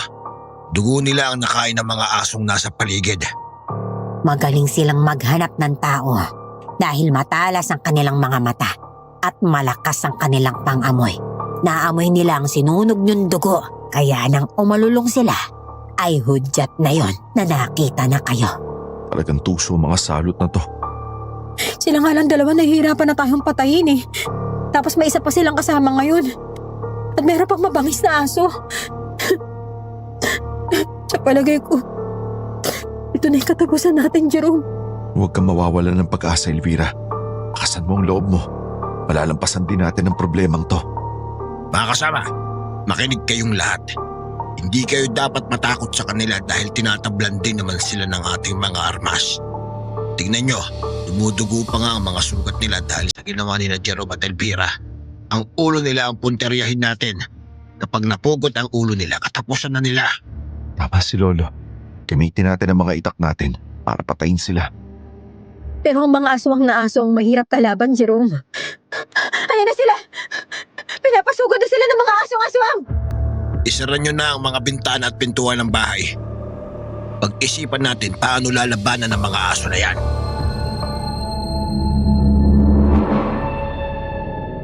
Sumunod naman ang lahat. Pati ang bintana sa tapat ko ay isinara ko na rin. Si Mang Tino naman ay pumasok sa loob ng kanyang kwarto para isara din ang bintana doon. Pero maya-maya lang ay nakarinig na kami ng malalakas na kalabog sa mga bintana at pintuan. Pinipuwersa na yung wasake ng mga asong aswang. Maya-maya pa ay nakarinig kami ng malalakas na putok ng baril mula sa loob ng kwarto ni Mang Tino. Kasunod nyon ay nakarinig din kami ng malalakas na daing ng asong aswang. Kaagad na tumakbo sa kwarto ni Mang Tino si Jerome. Napangiti siya nang makita na mayroon din palang baril doon si Mang Tino.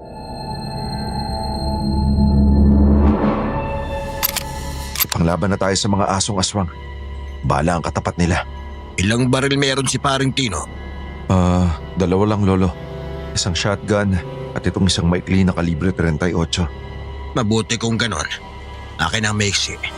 Tandaan nyo, puro sa ulo ang punteriyahin nyo para tiyak na mamatay sila.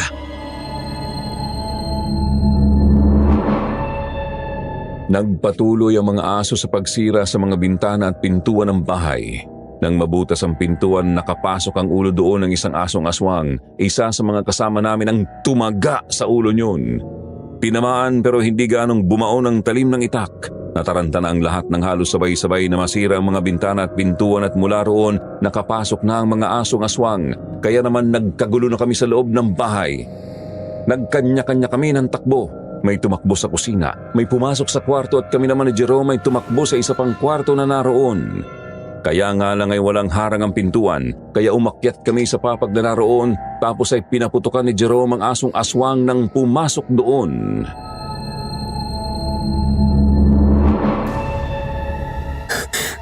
Tinamaan mo yung katawan niya ng ilang ulit pero hindi man lang niya ininda. Kagaya nga ng alam natin. Kagaya sila ng ahas. Hindi sila mamamatay kahit butas-butas na ang katawan. Dapat talaga sa ulo. Dito ka lang sa likuran ko, Elvira. Mabangis ang asong to. Sige, pagtulungan na natin patayin yung aso na yan. Akin ang itak mo! Delikado, Elvira. Ngayon pa ba ako matatakot? Nagpapakamatay ang lahat para lang iligtas ako. Tapos hindi ako kikilos. Pabayaan mo kung tulungan ka. Hinirap nga natin ang mga amo nila eh. Ito pa kayang tauhan lang. Sabagay. Tama ka. O sige, eto ang itak. Gamitin mo pag ikaw ang sinugod. Sige, tapusin na natin to para matulungan pa yung iba pa. Nang iaabot nga sa akin ni Jerome ang itak ay tiniis ko ang sakit ng aking paa para makatayo ako ng maayos. Hinawakan ko ng mahigpit ang itak habang nakabantay ang aking mga mata sa asong aswang na nakalabas ng bituka dahil sa tama ng bala ay buhay pa. Muli iyong sumugod sa amin pero nang makalapit yon saka sa pinaputukan ni Jerome. Tinamaan yun sa ulo kaya kaagad na gumiray. Yun naman ang sinamantala ko. Tinaga ko siya sa leeg. Dahil binditado ang itak na hawak ko at sobrang talim, bumaon yun sa leeg ng aso. Dahilan para tuluyan iyong mamatay. Mga kasama, sa ulo at leeg nyo puntirehin ang mga asong aswang na yan. Yun ang kahinaan nila. Tayo na. Lumabas na tayo dito para matulungan yung iba. Jerome, pumunta kayo dito. Madali! Ang Lolo Samuel, tinatawag tayo. Kaagad kaming lumabas ng kwarto para puntahan si Lolo Samuel. Nakita namin na mayroon mga asong namatay pero may mga kasama rin kami na malubhang nasugatan dahil sa matatalim na pangil ng aswang na aso. Kabilang sa mga nakagat ay si Myra kaya kaagad kong nilapitan si Myra. Umiiyak siya sa sobrang kirot na kanyang nararamdaman. Pumunit ako ng isang damit. Tinalian ko ang braso ni Myra para pigilan ang pagdurugo ng malaking sugat niya doon. Mga walang hiya talaga kayo. Dahil sa akin, napakarami ang dinadamay nyo. Dapat kayong mamatay. Mag-iingat ka, Elvira! Ngayon lang ako nagalit ng gusto sa buong buhay ko, Lolo. Napakasama nila. Sinaktan nila si Myra. Kaya dapat na silang mamatay. Sunod-sunod ang ginawa kong pagtaga sa asong kumagat kay Myra. Naputo lang isang paan yun. Bago pa siya makalayo, tinaga ko siyang muli at tinamaan na siya sa ulo. Nang bumaon sa ulo niya ang itak, natuliro ang asong aswang. Kaya sinamantala ko na ang pagkakataob. Tinaga ko siya ng itak hanggang sa mamatay siya. Sinugod ko na rin ang iba pang asong naroon. Tiwala ako sa binditadong itak na hawak ko. Kaya bawat asong aswang lumapit sa akin, tinataga ko. Noon ko lang napatunayan na kapag nasa panganib pa lang buhay ng isang tao, mapipilitang tiisin kahit anong sakit ng katawan na nararamdaman, kagaya ng mga sugat sa aking braso at pilay na paa. Nang malagutan ng hininga ang mga asong naroon, humihingal akong tumigil sa pagtaga. Nakakatakot ka palang magalit, no? Para kasi Gabriela silang kung lumaban ka gamit ang itak. Kayong dahilan kaya sila nanghina. Nasugatan na sila. Ako lang ang tumapos para pugutin ang ulo nila. Mga aso pa lang ang sumalakay sa atin pero marami na ang nasugatan at ang iba'y namatay na. Pero ang tunay na malupit na kalaban ay naroon sa labas at naghihintay lang. Kalat na ang dilim, Lolo. Mahihirapan tayo kung lalabas pa. Tama ka. Mas ligtas tayo rito. Mas magagawa nating lumaban kapag nandito tayo dahil mayroong mga gasera dito na nagbibigay ng liwanag. May mga bintana po na nasira, Lolo Samuel. Pwedeng doon sila dumaan para makapasok dito. Hindi nila gagawin yon. Alam nila na delikado rin sila dito kaya nga ang mga aswang na aso ang unang sumalakay. Para sana'y bulabugin tayo at lumabas ng bahay. Kaso lang ay hindi nangyari ang gusto nila. Wala na po akong bala. Si Mang Tino, ilang piraso na lang din yung hawak niya. Eh ikaw, anong gagamitin mo? Yung itak ng kasamahan nating namatay sa kagat ng aswang na aso. Yun na lang ang gagamitin ko. Kinuha ko ang nakakalat na itak at pumwesto ako sa malapit sa pintuan.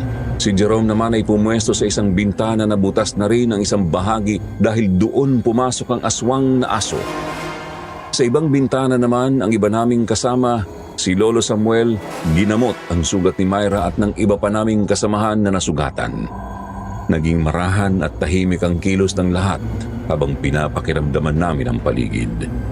Hindi kasi namin alam kung saan nakapwesto si Mang Victor at Aling Marta. Hindi na ako nagsasalita. Nakikiramdam ako habang ang mga mata ay nakatingin kay Jerome.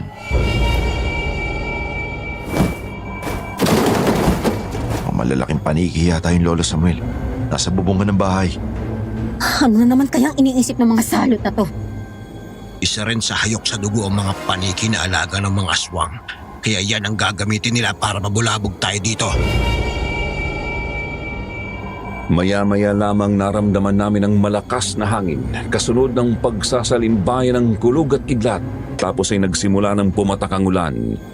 Noong unay mahina lang pero nang tumagal ay palakas na iyon ng palakas. Kaya ang mga malalaking paniki ay nagliparan na palayo dahil natakot sa malakas na ulan. Dahil doon nakahinga kami ng maluwag dahil alam namin na naudlot ang plano ng mga aswang. Umalis na ba sila, Lolo Samuel? Hindi ko alam kung umalis na sila dahil sa malakas na ulan. Pero yung mga paniki, tiyak na umalis na para sumilong. Kasi maalat din ang tubig ulan, takot sila sa mga maaalat na bagay. Pero ang mga aswang na kagaya nila ay hindi natatakot sa ganyang ulan. Ganitong panahon pa nga ang gusto nila para mambiktima. Kaya huwag kayong kampante. Habang nababalot ng dilim ang paligid, hindi titigil ang mga asalot na yan. Nga pala, may dugong ahas pala ang mga aswang na yun. Kaya pagkatapos nilang mambiktima, nagbababad sila sa tubig. Kaya pala lahat ng nabibiktima nila sa lugar na to tuwing umuulan. Pero hindi pa nakakatapos magsalita si Jerome ay mayroong mahabang kamay na lumusot sa butas ng bintana at hinablot ang isa naming kasama. Hinatak palabas ng bahay kaya nawasak ang bintana. Kinagat nyon ng kasama namin sa balikat. Nang makita iyon ni Mang Tino ay kaagad siyang sumilip sa bintana at pinaputukan ng aswang na humahatak sa aming kasamahan. Nang tamaan yun ng shotgun sa katawan, bumulagta iyon. Kaya naman tumakbo na palabas ng bahay sila Jerome, Mang Tino at si Lolo Samuel para tulungan ang aming kasamahan. Nang makalapit na sila sa kasama namin, tinulungan yun at tumayo ang nakabulagtang aswang. Una yung binamba si Mang Tino at hinawakan siya sa bahagi ng braso na may dati ng sugat. Nabitiwan niya ang baril. Lolo, ipasok niyo na siya sa bahay. Tutulungan ko si Mang Tino. Sige Jerome, babalikan kita. At sino ang may sabi sa inyo na makapapasok pa kayo sa loob ng bahay, ha? Sa hirap na dinanas namin sa inyo, lintik lang ang walang ganti. Dahil sa pagtatanggol niyo sa babaeng yon, pati kayo madadamay sa kapahamakan. Hindi ko pwedeng sisihin si Elvira dahil wala pa siya dito ay nag-aasik na kayo ng lagim. Marami na kayo pinatay. Marami na ang naulila sa kahayupan ninyo. Alam mo, dapat pa nga kami magpasalamat sa kanya. Kasi nang dumating siya ay nalantad ang kawalang hiyaan nyo. Tama si Lolo Samuel. Si Elvira ang naging daan para makilala namin ang mga salot sa baryong to. Kaya ngayong kilala na namin kayo, hindi na rin kami titigil sa pagtugis sa inyo. Kung gano'n ay pareho pala tayo nung nasa isip. Hindi rin kami papayag na may iba pang makaalam ng aming lihim. Kaya lahat kayo mamamatay ngayong gabi.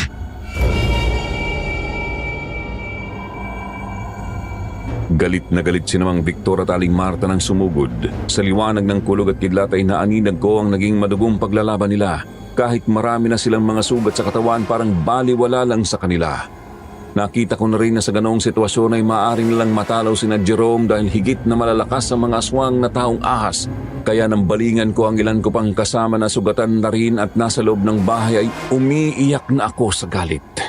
Ewan ko pero may kirot na akong nararamdaman sa aking dibdib. Pag-aalala para kay Jerome. Ayaw kong mapahamak siya kaya tumayo ako at hinarap ang aming mga kasamahan na naroon. Mga kasama, alam kong nanghihina na rin kayo dahil sa mga natamunin yung sugat.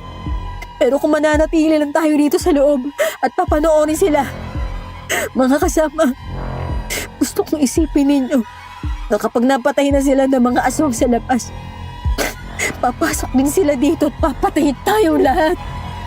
Kaya nga mas maganda na ang natitira nating lakas ay gamitin na natin para lumaban sa kanila. Labanan natin ang takot natin na mamatay. Dahil iisa lang din naman ang buhay ng mga aswang na yan eh. Samahan niyo ako sa labas. Tulungan natin sila, Jerome. Wala ka nang magagawa diyang babae ka. Takot ang mga yan. Pamamatay na kayong lahat. Yun ang akala mo. Pero ang mga tao rito, sawa na sa ginagawa niyo paghasik ng lagim. Gusto na rin nila nakatahimikan. Kahit nahihirapan akong lumakad, dinampot ko ang itak at lumabas ako ng bahay. Kasunod ko na ang ilang pangkalalakihang sugatan na armado din ng mga sibat at itak. Nagulat ang mga aswang nang mapaligiran na namin sila. Natigilan sila sa pagsalakay kina Jerome at Lolo Manuel. Nagdikit-dikit sa gitna ang tatlong aswang. Sa liwanag ng nagsasalimbayang kulog at kidlat ay nakita ko ang matinding galit sa akin ng mga aswang. Hindi ko inaasahan na isang malaking pagkakamali ang magkagusto ko sa iyo, Elvira. Ikaw pala ang magdadala ng kapahamakan sa akin at sa aking mga kasama. Siguro nangyari talaga to para matapos ng kahiyupan nyo, Mang Victor. Pagbayaran ninyo lahat ng mga kasalanan ginawa nyo. Tanga ka kasi, Victor! Hindi ka nag-iisip! Sugod ka ng sugod! Tingnan mo tuloy ang nangyari sa atin ngayon! Huwag mo akong sisihin. Patayin na lang natin ang mga ito at umalis na tayo sa baryong to. Pumunta tayo sa lugar na walang nakakakilala sa atin. Hindi na mangyayari yon dahil paparating na ang iba pang mga taong baryo para tulungan kami. Anong ibig mo sabihin, Tandang Samuel? Kanina bago pa sumalakay ang mga aswang na aso ay meron na akong kasamahan na pinasibat. Dumaan sa likod bahay para humingi ng tulong sa mga taong baryo. Hindi nyo yun napansin dahil utak ahas kayo. Mabangis pero walang diskarte. Lolo Samuel, paparating ng mga taga-baryo. Mga kasama, nandito na ang mga aswang. Nasukol na namin. Mga hangal, mamamatay kaming lumalaban.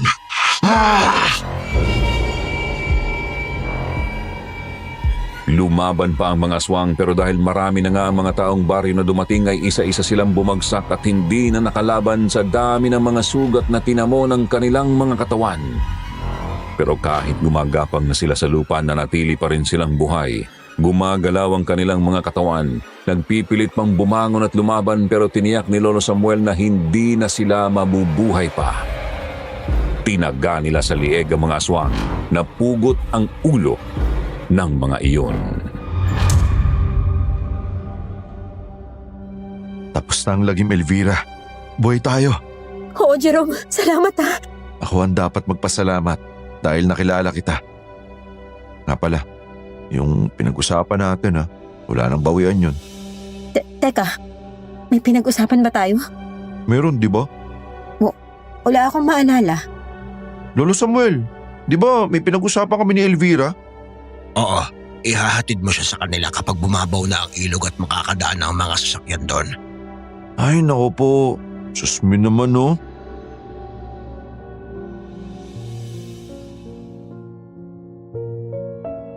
Nagtawanan na lang kami ni Jerome.